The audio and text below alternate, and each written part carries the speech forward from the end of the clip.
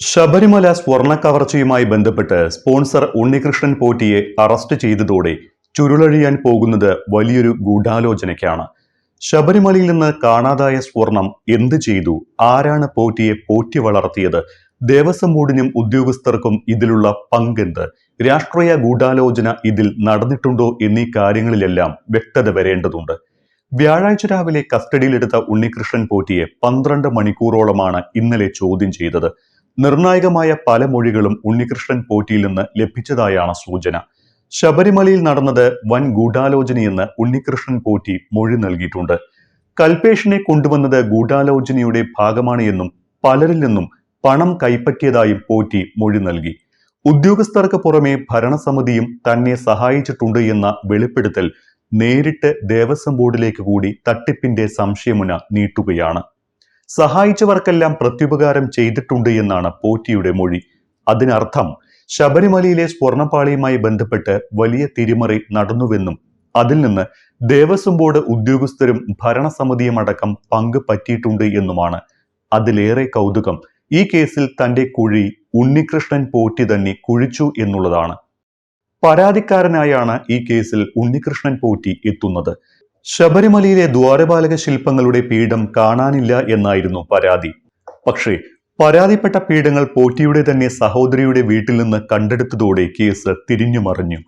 നേരത്തെ മുതൽ ദേവസ്വം വിജിലൻസിന്റെ നോട്ടപ്പുള്ളിയായ പോറ്റിയെ ചുറ്റിപ്പറ്റി സംശയങ്ങൾ നിരന്നു. അതിനിടയിലാണ് ദ്വാരപാലക ശില്പങ്ങളുടെ പാളികളുടെയും ശ്രീകോവിലിന്റെ വാതിൽ കട്ടിളകളുടെയും സ്വർണം പൂശൽ കോടതി കയറുന്നത്. അവിടെ മുതൽ ഉണ്ണികൃഷ്ണൻ പോറ്റിക്ക് ശനിദശ ആരംഭിച്ചു. ദ്വാരപാലക ശില്പപാളികളിലെ സ്വർണ്ണക്കൊള്ള, കട്ടിളപ്പടിയിലെ സ്വർണ്ണപ്പാളി ചെമ്പാക്കിയ അട്ടിമറി എന്നീ 2 കേസുകളിലും പ്രതിയാണ് ഉണ്ണികൃഷ്ണൻ പോറ്റി.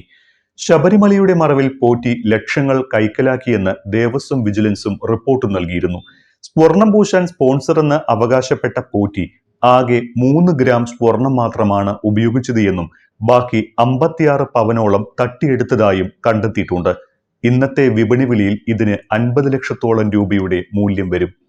തട്ടിയെടുത്ത സ്വർണം പലർക്കായി വീതിച്ചു നൽകിയെന്ന് ഉണ്ണികൃഷ്ണൻ പോറ്റി പ്രത്യേക സംഘത്തിന് മൊഴി നൽകി.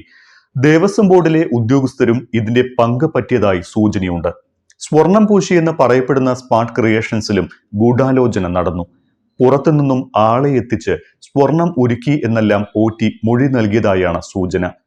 ഇടപാടുകാരനായ കൽപേഷിനെ എത്തിച്ചത് താനാണ് എന്നും ഉദ്യോഗസ്ഥർ പരിശോധനയ്ക്കെത്തിയപ്പോൾ സ്വർണം ഉരുകിയെന്ന വിവരം പങ്കുവച്ചിരുന്നതായും ഉണ്ണികൃഷ്ണൻ പോറ്റിയുടെ മൊഴിയിലുണ്ട്.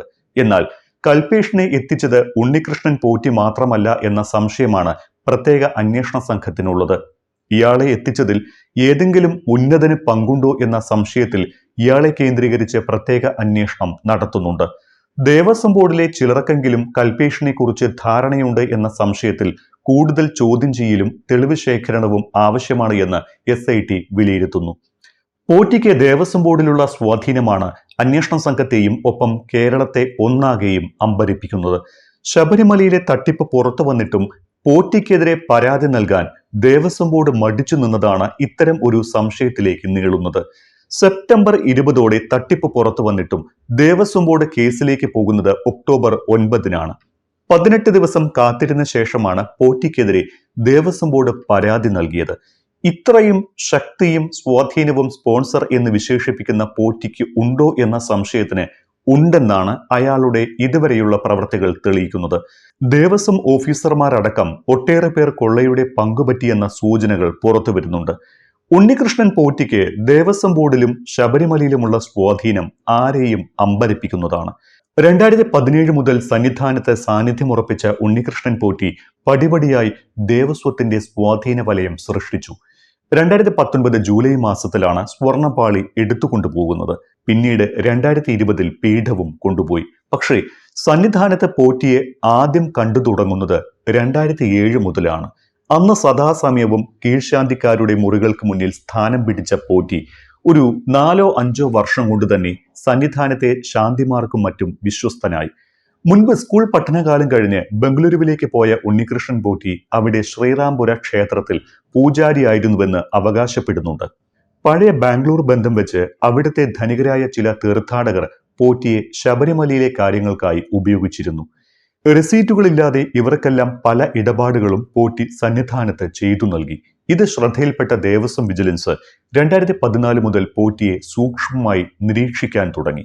സന്നിധാനത്ത് തിരിച്ചറിയൽ കാർഡ് നിർബന്ധമാക്കിയതോടെ അതില്ലാത്തതിനാൽ പുറത്തുപോയ പോറ്റി അതിനേക്കാൾ ശക്തനായി തിരിച്ചു വന്നു. തിരിച്ചെത്തിയ പോറ്റിയുടെ പുതിയ വേഷം സ്പോൺസറുടേതായിരുന്നു. ബംഗളൂരുവിലെ ധനികരെ ശബരിമലയിലെ വികസന കാര്യങ്ങളുമായി ചേർത്ത് സ്പോൺസർ കുപ്പായം അണിഞ്ഞ പോറ്റിയുടേത് ദേവസ്വം ബോർഡിന് സേവനമായി. 2016 മുതൽ ഇത്തരം സ്പോൺസർഷിപ്പുകളിലൂടെ ദേവസ്വത്തിന്റെ ഓമനയായ പോറ്റി 2017 മുതൽ സന്നിധാനത്തും ദേവസ്വം ബോർഡിലും തന്റെ സ്വാധീനം ഉറപ്പിച്ചു. അങ്ങനെയാണ് വാതിൽപ്പാളുകളും ദ്വാരപാലക ശില്പങ്ങളും സ്വർണം പൂശാനുള്ള നിയോഗം പോറ്റിയെ തേടിയെത്തിയത്.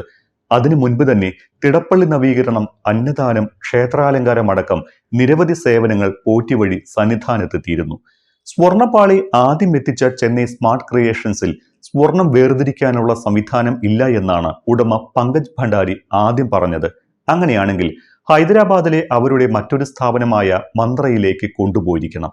എവിടെയാണ് സ്വർണം വേർതിരിച്ചത് എന്നത് സംബന്ധിച്ച് ശാസ്ത്രീയ തെളിവുകൾ ലഭിക്കേണ്ടത് അനിവാര്യമാണ്. കേസിലെ രണ്ടാം പ്രതി ദേവസ്വം ജീവനക്കാരനായ മുരാരി ബാബുവും ഉണ്ണികൃഷ്ണൻ പോറ്റിയും തമ്മിലുള്ള ഇടപാടുകളെക്കുറിച്ച് കൂടുതൽ വിവരങ്ങൾ ലഭിച്ചുവെന്നാണ് സൂചന. ഇവർ തമ്മിൽ ഇക്കാലയളവിൽ നടത്തിയ ഫോൺ സംഭാഷണങ്ങളുടെ കോൾ രേഖയും വിശദാംശങ്ങളും അന്വേഷണ സംഘത്തിന് ലഭ്യമായിട്ടുണ്ട്. സസ്പെൻഷനിലുള്ള മുരാരി ബാബുവിനെ കൂടി ചോദ്യം ചെയ്യുന്നതോടെ കേസിൽ കൂടുതൽ കാര്യങ്ങൾ വ്യക്തമാകുമെന്നാണ് കരുതുന്നത്. പോറ്റിയുടെ മൊഴിയുടെ അടിസ്ഥാനത്തിൽ ദേവസ്വം ഉദ്യോഗസ്ഥരെ അടക്കം ചോദ്യം ചെയ്യേണ്ടതുണ്ട്. ദിവസങ്ങളായി തിരുവിതാംകൂർ ദേവസ്വം ബോർഡ് ആസ്ഥാനത്ത് SIT നടത്തിയ പരിശോധനകൾ 2 തവണ ശബരിമലയിലും ചെന്നൈ, ഹൈദരാബാദ്, ബാംഗ്ലൂർ എന്നിവിടങ്ങളിലും നടത്തിയ പരിശോധനകളും തെളിവ് ശേഖരണവും ഇവയിൽ നിന്നെല്ലാം വ്യക്തമായ സൂചനകൾ ലഭിച്ച ശേഷമാണ് പോറ്റിയെ കസ്റ്റഡിയിലെടുത്തത്. ചെന്നൈയിലെ സ്മാർട്ട് ക്രിയേഷൻസിൽ നിന്നും നിർണായക വിവരങ്ങൾ ലഭിച്ചു. സ്വർണപ്പാളി ആർക്കു കൈമാറി, എത്ര സ്വർണം നഷ്ടപ്പെട്ടു, ആരൊക്കെ തട്ടിപ്പിൽ ഉൾപ്പെട്ടു തുടങ്ങിയ കാര്യങ്ങളാണ് അന്വേഷിക്കുന്നത്. പോറ്റി അറസ്റ്റിലായതോടെ നഷ്ടപ്പെട്ട സ്വർണം വീണ്ടെടുക്കുകയാകും അടുത്ത ഘട്ടം. കട്ടിളപ്പടി കേസിൽ 2019 ദേവസ്വം ബോർഡ് പ്രതിപട്ടികയിൽ 8ാം സ്ഥാനത്താണ്.